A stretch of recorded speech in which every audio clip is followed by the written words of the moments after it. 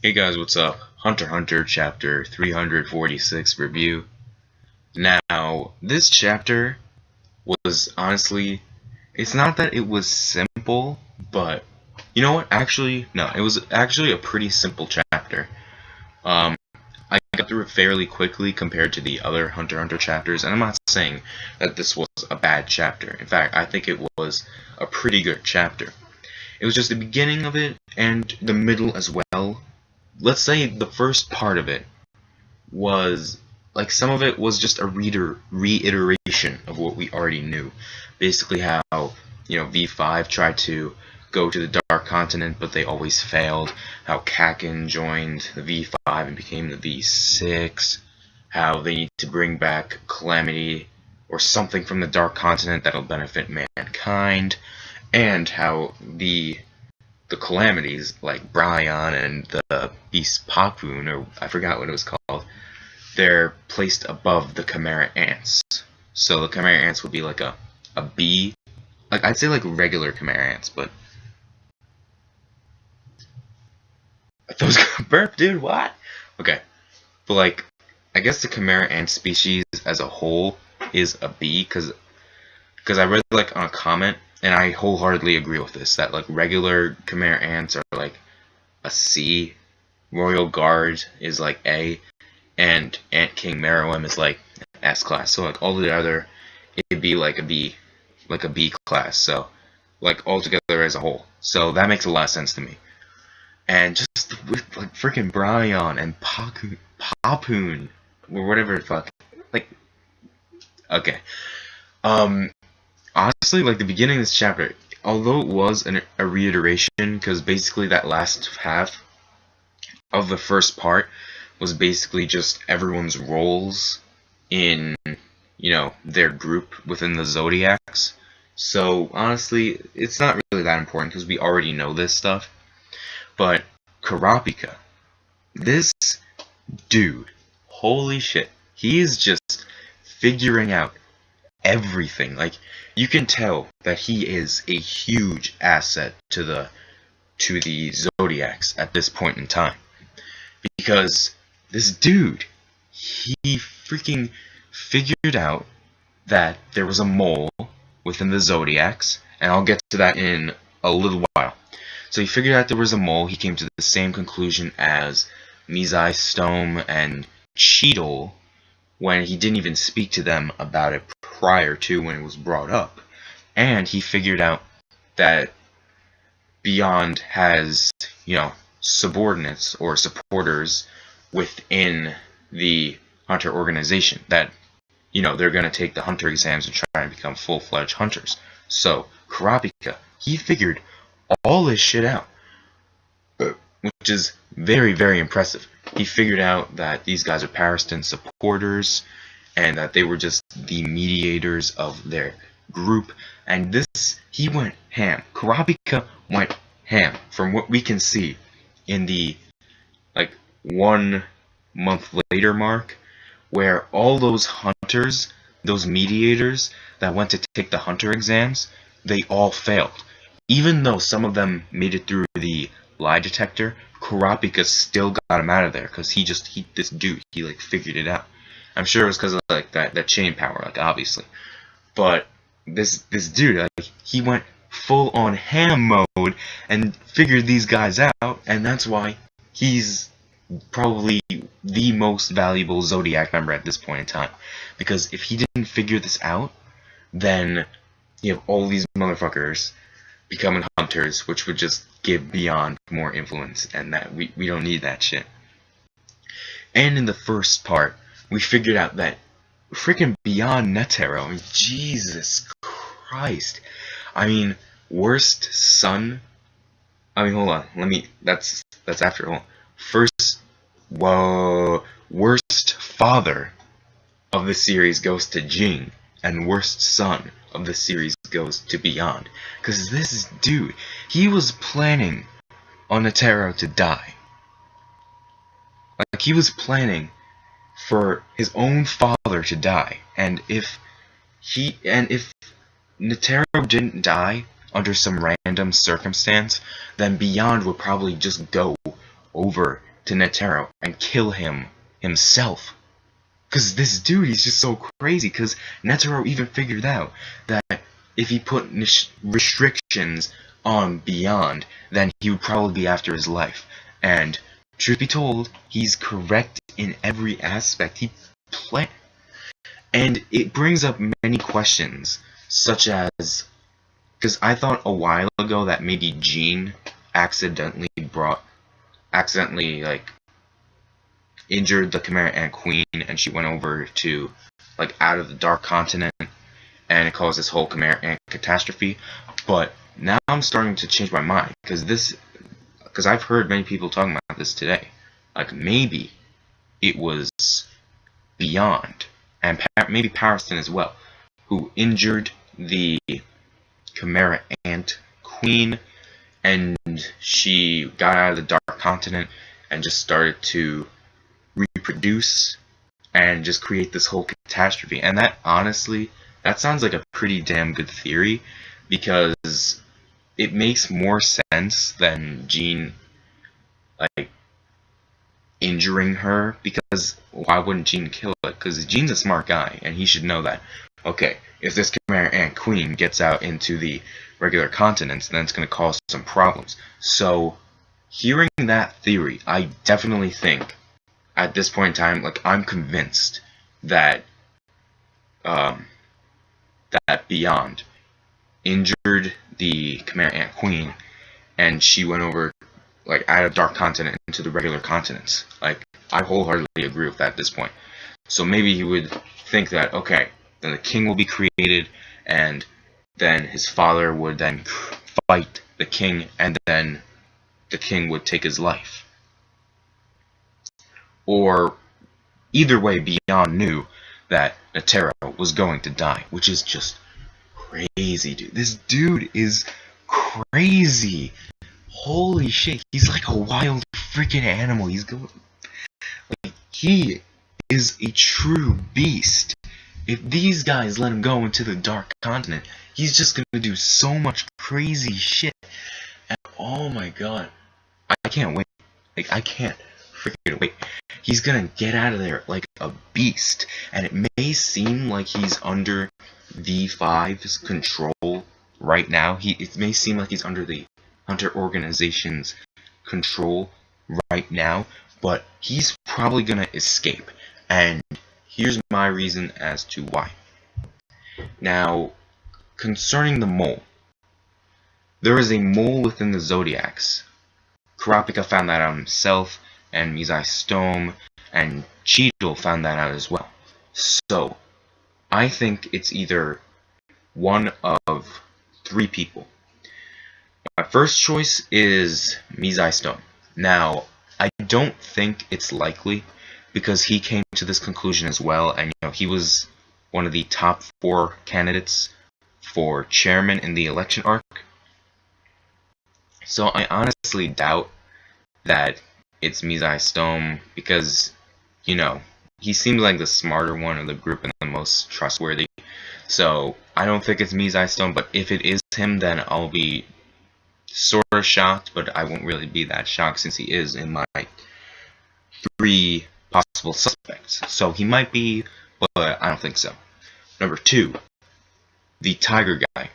Now, there isn't that much like backing it up, but I think that this dude is just plain dumb. Because we see he is the stupidest, and I mean the stupidest member of the Zodiacs.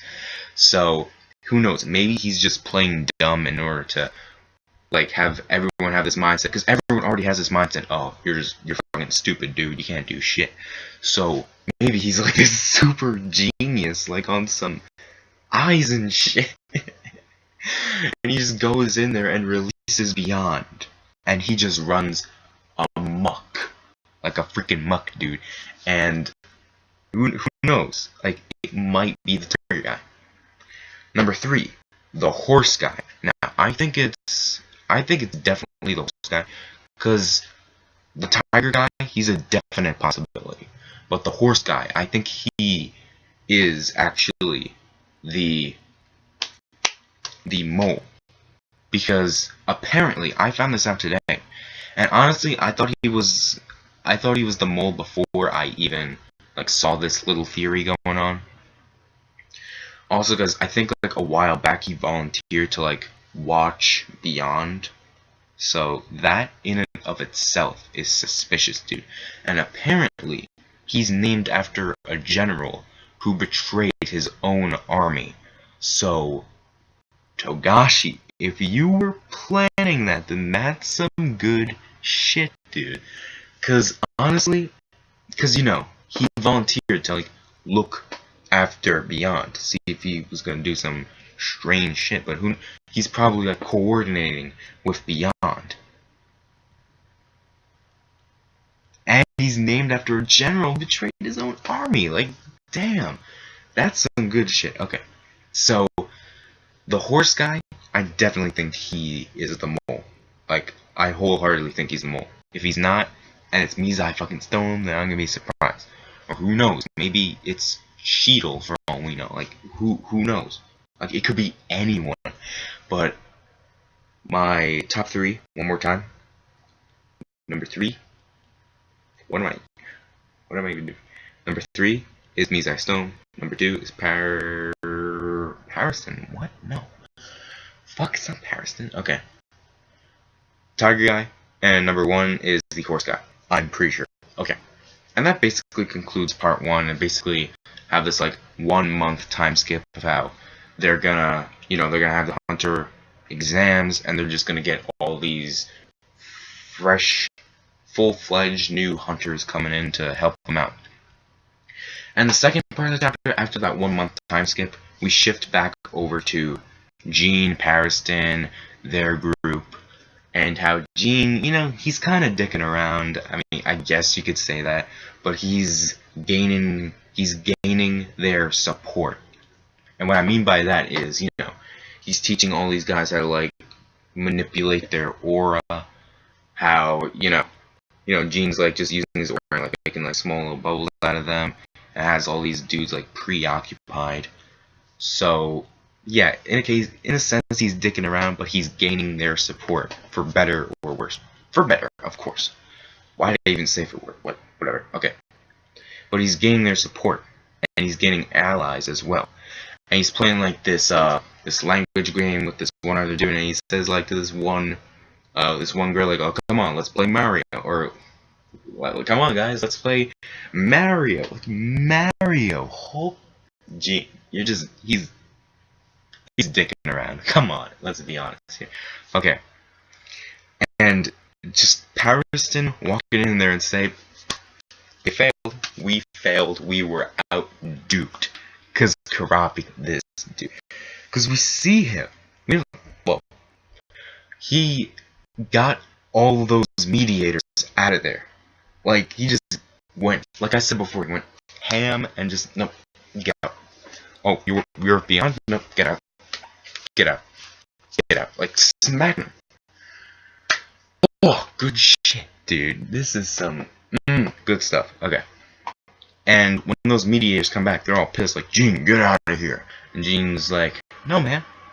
Fuck you. Play Mario." Even though you don't play Mario. Oh. Whatever. Pretend that was a Wii controller. Whatever the fuck. Mario. They're playing Mario. They're playing fucking Mario, too. Okay. But Jean, these are basically his motives right now. He agrees with V5's protocol, but he's with Beyond's group simply because he wants to be free. He understands why V5 is being so cautious, because he doesn't want Beyond running amok. And Jean still doesn't even agree with Beyond's ideals, keep in mind. But he just wants to be free. He wants to be free to explore the Dark Continent, to see what it's all about without the restrictions of the V5 holding him back, or the Hunter organization as well. And it's not like he's necessarily allied with the Hunter organization or the B5, but he does agree with their protocol. But as long as Beyond promises freedom, then Jean will of course join him. And Jean himself said that he would just help Beyond and make sure that Pariston doesn't do any crazy shit. Because we all know Pariston, this dude, he's a motherfucker. And even still, and we see that these people, these specialists that Gene's just dicking around with, playing Mario and whatnot, he's gained their support because that one dude who hated his guts in the beginning is just, alright, he's saying that they need Gene, they need a talented hunter on their side, which is some good shit. That's some good stuff. Gene, getting allies, dude. Oh my god, I know one guy. Ain't nobody got time for that.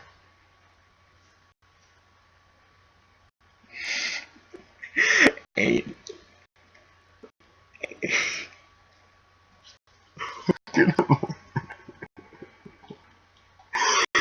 nobody got time for. Did anyone else think of the meme? Did anyone else? Because I read the manga. No, not manga stream. I read the Manga Panda translation first and said, "Ain't nobody got time for that." I'm thinking, what? Oh, gosh. That was fucking hilarious. Then I read it on time. Whoa, I can't speak. That's so funny, dude. Okay, but then I read it on manga stream and it said, "No, waiting for that shit," or something boring like that. Ain't nobody got time for that. If the anime gets to this point, which it probably won't, like maybe years to come, and the literal translation is "ain't nobody got time for that," then Togashi, you spent your 2-year hiatus not only playing Dragon Quest, but looking at memes, dude. Like, you are straight up memer. That's not even a word, but it is now, because Togashi's doing his research, man. Okay. And just a bit more characterization on Gene and Pariston as well. How this dude, this fodder dude, and he's considered fodder because he doesn't have a name, but he gives them 2 options. Either Pariston leaves or Gene leaves. And they're just, no. Because Gene and Pariston give them 2 other options. They each give 1 option. Gene says, "You will all leave right now." Pariston says, "You'll all die." Setup. Good setup. The difference in ideals, basically, in a sense. Because Gene, you know, he doesn't seem like the killing type. He doesn't seem like this brutal motherfucker. So basically, he just wants these dudes to leave. But Pariston, he straight up wants them to die. Like, yes, Pariston, Hill, let's see what you can do. Because next chapter, I'm sure it's just gonna be Gene and Pariston. At least the beginning of the chapter, I hope. Because at least I hope in a few more chapters we can get to the dark content. Because it's been so hyped up and I want to see what's going on. I mean, the setup's good, and I guess 1 or 2 more chapters, enough setup to the dark content. Like, let's go, man. Let's get in there. Okay. But Pariston, I'm sure we're gonna see like what he can do in the next chapter. Hopefully, like, I really hope we need to see what Pariston can do at this point in time, because this dude is a crazy motherfucker. Okay. Oh, that burp finally came out. Yes. Hallelujah. Okay. So that's it for my Hunter x Hunter chapter review. Hope you guys enjoyed it. The setup is just great. Overall, it was a simple chapter. Pretty good chapter of Hunter x Hunter. And that's it. See you guys later. Bye.